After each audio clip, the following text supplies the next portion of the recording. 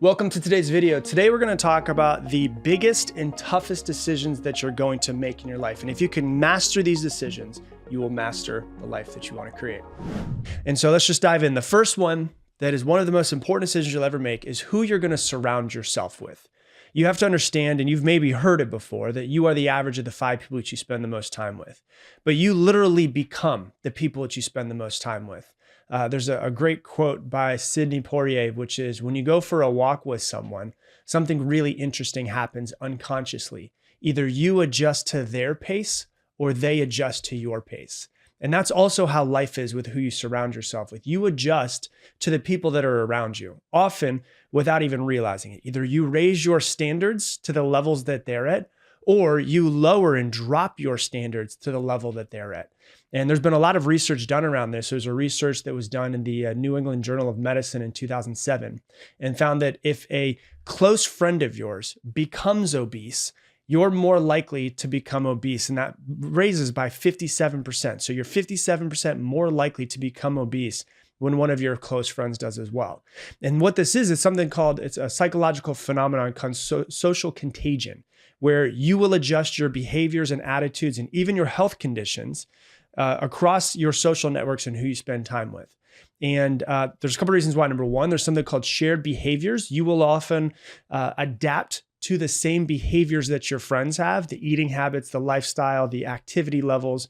If your friend starts adopting a less healthy lifestyle, you may unconsciously start to follow suit as well. So there's shared behaviors. And the other thing is that just changing of your norms. And so, for instance, if those around you gain weight, it tends to make you less concerned about maintaining your weight. So who you surround yourself with, it could be weight, it could be how much money you make, it could be the way that you treat people, how happy you are, what you want your relationships to look like, all of those. Who you surround yourself with is one of the most important decisions you'll ever make, because your social circle shapes your future. It shapes who you are going to become. And that is usually very unconsciously, you become the people that you spend the most time with. And so once again, you'll either rise to the standards of those around you, or you'll lower your standards to match them so that you fit in. So when you look at the people around you, who can you count on in your circle when you need support, when you need inspiration? Surround yourself with people who challenge you to be better, who uplift you, who want the best for you, who don't try to hold you back. And then you want people that challenge you to make you be better. And so that's the first one, is to make sure of that. The next one is where you're going to live. And so this one's really important, is where you're going to live is location, location, location. We've all heard it before. Your environment has a really, really important impact on your mental, emotional, and professional development. And some people, they want to live near their family. And some people know that in order to grow their business or grow themselves, they need to move away from their family. And sometimes that means that they need to move to a different area so that they can be different, so that they can discover themselves. They need to move away from where they grew up. They need to meet some new people, be challenged by a different city. And so sometimes moving away from the city that you grew up in, even if it's just for a few years, can be huge for your growth, for your self-discovery. And for me, I know that when I first moved away from where I grew up from, the first couple of weeks, I was terrified. I remember calling my mom being like, I think I need to come back, because I was just so out of my comfort zone.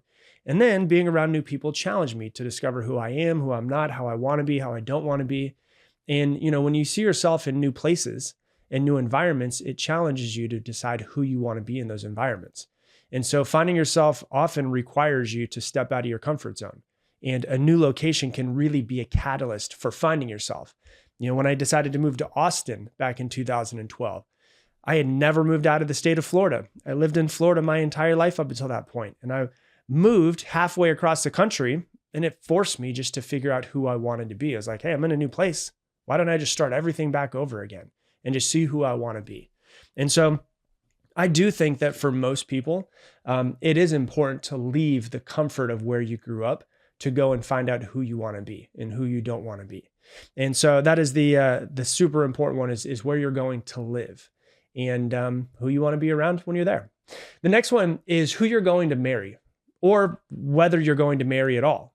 Both of those choices are equally as valid. There is no right, there is no wrong. But the person that you decide to spend your life with, if you decide to spend your life with somebody, is incredibly important. I know so many people that get onto the self-development journey and they want to start learning and growing themselves. And the person that they're with completely resists it. And they start making fun of self-development. They start making fun of reading books or going to conferences or trying to become better because they're afraid of that person changing and outgrowing them. I also know other people that are in a relationship with people, and when someone starts to decide to grow a business or they decide to start painting or get a hobby, that person they're in a relationship with wants them to be better and they support it. And so are you with somebody, or are you going to be with somebody who supports every single aspect of who you want to be, who doesn't want to keep you confined and keep you to be the exact same person that you've always been? Are you going to marry someone because you've just been with them for years and it feels like, hey, this is the right age? I know a lot of people that did that when I was younger. And they're like, hey, well, we've been together for 2 years and I'm 27 and you're 28. So I think we're at the right age. We might as well get married. So are you just doing that? Have you just been in a relationship that's pretty good for a few years and you're like, well, I guess that's the next step? Or are you looking for someone who's committed to growing over time with you, to doing this life thing with you? Or are you just like, screw it, I'm just going to go at it alone? Either one's completely fine. But if you do decide to be in a relationship with someone, if you do decide to marry, it should be about mutual growth, not just timing, not just keeping them the same. I know a lot of people in relationships where when the spouse wants to grow, they think, well, I don't want them to grow because I married this person, and for them to change it all means that this person's not going to be the person I married. So if they say for better or worse, but sometimes they don't actually mean for better or worse. And so I personally believe in marrying someone that makes you better and challenges you to be better. And I personally believe that you also marry to try to help that person be better and to try to bring out the best in them, and not to try to change them to be who you want them to be, but to basically create a relationship where you allow them to flourish. It's like the difference between some people that are in relationships where they want to have somebody become who they want them to be. Sometimes parents do this with their children. Lots of times parents do this with their children as well. But it's like the difference of like, no, in the relationship, you want to be like a gardener, right? And a gardener, if you go up to a gardener and gardener plants a seed, what is a gardener's job to do if it's a flower seed?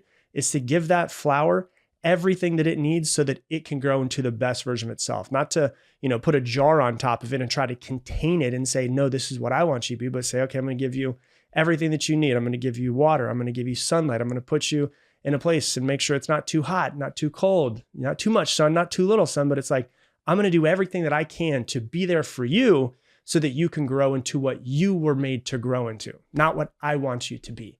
And that's a big difference in relationships, I think, than what people are taught. And so it's important for you to have a relationship, to be in a relationship with a partner who understands you, who supports you, who wants you to grow, and vice versa. And this mutual support, I really think, is the foundation of having a really, really healthy relationship with somebody. So that's a big relationship decision, obviously, is going to be a big piece of your life. The next biggest decision that you're going to make is what you're going to do for money. And money, it means different things for different people. Some people, it's like the central of their happiness and they have to make money or they're not happy. Other people don't really care as much. Neither one of them's right. Neither one of them's wrong. But like, what do you want? Maybe you do want to go out and, you want to make a bunch of money. Maybe you don't care to make a bunch of money. Either one's fine. Just how do you want to live your life and how does money play a part of it? Some people want to take their passion and their purpose and try to turn it into a paycheck.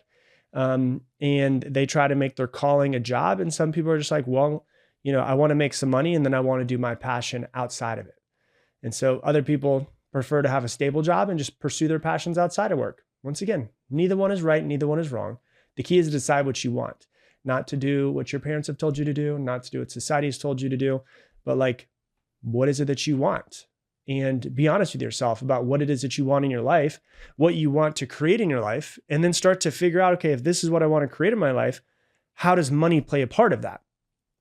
Okay, here's my long-term goals. Well, if that's my long-term goals, what's my long-term financial needs in order to figure out a way to get to my long-term financial goal or my long-term goals so that finances work in there? And so, what role does money play in your life satisfaction, in your life goals? If you want to make a bunch of money and buy cool shit and travel, cool, go for it. If you want a stable life and just be able to make some money and enjoy it and chill and hang out, cool, right? The important thing is for you to figure out what you want. All too often, I find people are doing what other people want them to do or what they think other people want them to do. They take a job because their parents wanted them to do it. They go to school and get a degree because of what their parents told them that they should or shouldn't do. They want to go to school and make a bunch of money because that's what they think society wants them to do. What do you want? That's important for you to figure out.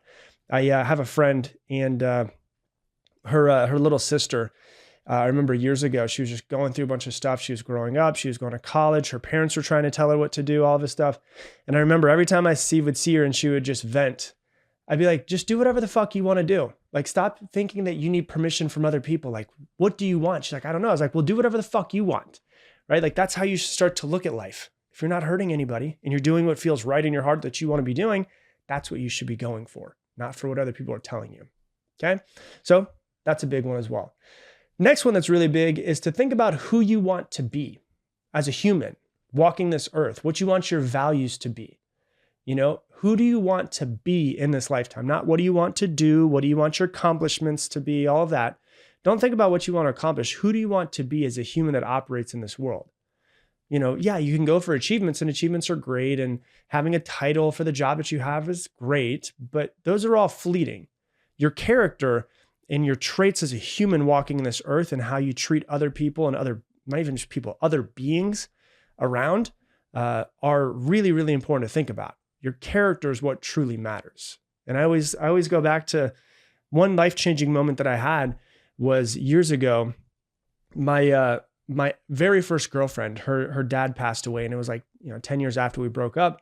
And I was back home in Florida. I was back home for Christmas, and her father had just passed away. And I knew her father really well because we were together for years. And her and her husband invited me to go to the funeral. And I went to the funeral, and I hadn't seen her dad in years. And it was crazy because I was just blown away by how many people were at this guy's funeral. There were so many people at this guy's funeral. They had to open, it's not even a joke, they had to open the windows to the church so that people could stand outside to look in the windows to be there for the funeral. And I was like, fuck, this is what life is actually about. It's not about how much money you make, but it's about how many people show up to your funeral. Because if a lot of people show up to the funeral, it means that you were a good person, you showed up for people. And so when you think about that, what do you want people to say about you after you're gone? About the type of person that you are? What do you want the traits and the characteristics to start to embody? If you're about integrity, if you're about empathy, if you're about humility, kindness, gratitude, compassion, patience, generosity. These are what people remember the most. People really don't care about your accomplishments after you're gone. And so it's really important to sit down with a pen and paper and just say, like, what are my core values? Who am I? And then start to look at yourself and be like, am I living a life that reflects those core values? If not, what changes can you make that align with those core values and those beliefs? And then wake up every morning and look at your core values and be like, this is who I'm going to be today. This is who I'm going to be. This is how I'm going to show up in this world. So the next one after that, and the last one, is what you're going to dedicate your life to. What cause, what purpose will your life revolve around? If you don't dedicate your life to something meaningful, what's really the point? Consider what you're willing to sacrifice for. Consider what you're, even willing to die for. It could be raising the absolute best children that you possibly can. And your life's mission, your North Star, is that I'm going to be the best parent I possibly can. And I'm going to read books about it. I'm going to listen to podcasts about it. I'm going to work on myself as much as possible. I'll try to get rid of my anger issues or whatever it is that you're trying to work through so that you can be the best possible parent. That's great. But what are you going to dedicate your life to? It could be your career. I know people who don't want to have children because they just want to dedicate their life to their career. Fine, cool. It could be a social cause. It could be a, humanitarian effort. There's many amazing things that need your help and can feel really fulfilling dedicating your time and your life to. And some people dedicate their lives to their business and trying to take their business to do some sort of good in the world. Other people focus on causes like helping the homeless or working on animal rights and working at animal shelters. All of those are great. Whatever it is, it's really important to just identify what you're going to dedicate your life to. So the reason why is because really what it does is it gives you clarity and direction. It allows you to start understanding what you should say yes to and what you should say no to. I always like to call it like a North Star, right? If you look at a North Star, it's like, I don't know. If you look at a North Star at night, you don't know what is on the path to that North Star, but you do know that is the direction that you're heading all the time. And if you know the direction that you're heading, it makes it really easy to say yes to certain things if it aligns with where you're going and who you want to be. It also makes it really easy to say no to certain things because you're like, does this align with my life's past, with my value, with who I want to be, with what I want to dedicate my life to? And if the answer is no, well, then it's a really easy no. So you can start to see, like, is this thing on my path of life? Is it not on my path of life? It's not, okay, maybe the next life I'll do it, right?